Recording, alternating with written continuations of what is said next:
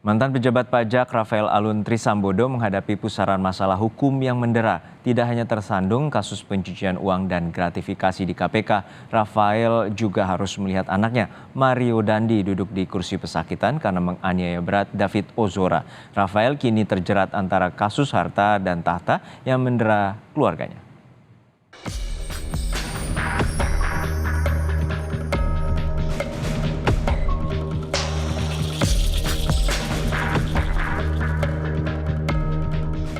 Berawal dari perilaku sang putra, Mario Dandi Satrio, Rafael Alun Trisambodo yang sebelumnya menjabat sebagai mantan Kepala Bagian Umum Kanwil Direktorat Jenderal Pajak DJP, Kementerian Keuangan, kini harus berurusan dengan hukum. Kasus Mario yang kini tengah menanti putusan hakim atas tindakannya menganiaya David Ozora bergulir jadi bola panas dan menyeret Rafael. Pasalnya, selain menganiaya, Mario juga kerap memamerkan harta mewah seperti mobil dan moge di laman media sosialnya. Tapi, tak hanya sang anak, istri Rafael juga sempat jadi sorotan karena kerap pamer gaya hidup mewah, mulai dari tas mewah hingga rumah mewah. KPK pun turun tangan mengusut harta kekayaan Rafael sebagai pejabat negara. Dari penyidikan yang dilakukan, KPK menetapkan Rafael jadi tersangka. Awalnya Rafael dikenakan pasal penerimaan gratifikasi sebesar $90.000 Amerika.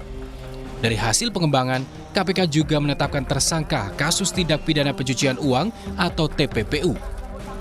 Dalam dakwaan, tim jaksa KPK memaparkan seluruh dugaan perbuatan pidana Rafael dalam kasus saat ini dan KPK menduga Rafael menerima gratifikasi sebesar 16,6 miliar dan dugaan pencucian uang sebesar 94,6 miliar rupiah dengan total nilai korupsi mencapai 111,2 miliar rupiah. KPK menyebut kasus ini merupakan kasus pertama yang berasal dari pemeriksaan LHKPN. Tentu KPK secara cermat akan menyusun dakwaan dan mempersiapkan alat-alat bukti karena ini sebagaimana kita ketahui berbasis dari LHKPN ya. Tidak menjadi kebiasaan KPK berbasis penyelidikannya berbasis dari LHKPN. Kalau ini sukses, maka kemudian terobosan ini akan menjadi preseden baru dari hasil LHKPN. Aset Rafael pun disita KPK. Salah satunya rumah kontrakan yang terletak di Meruya, Jakarta Barat, juga rumah di Simpruk hingga indekos di Blok M, Jakarta Selatan.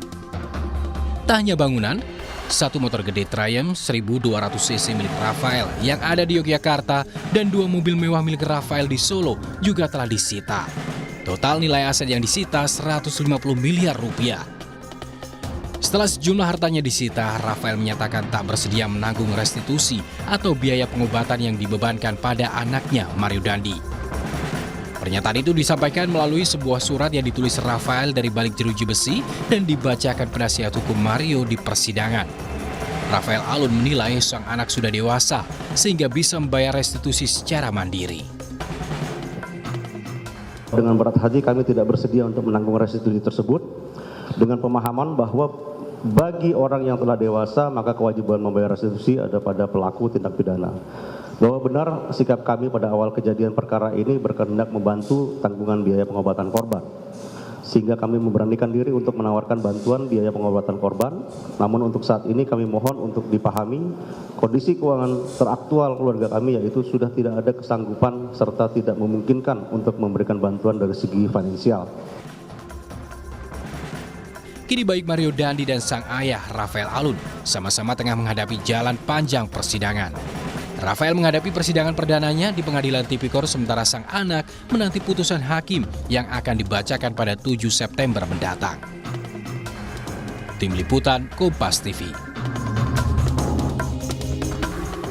Untuk mengetahui informasi lengkapnya, kita sapa jurnalis Kompas TV Tifal Solesa yang saat ini berada di Pengadilan Tipikor Jakarta. Tifal, apa saja poin dakwaan yang telah dibacakan oleh jaksa dari KPK terhadap terdakwa Rafael Alun Trisambodo?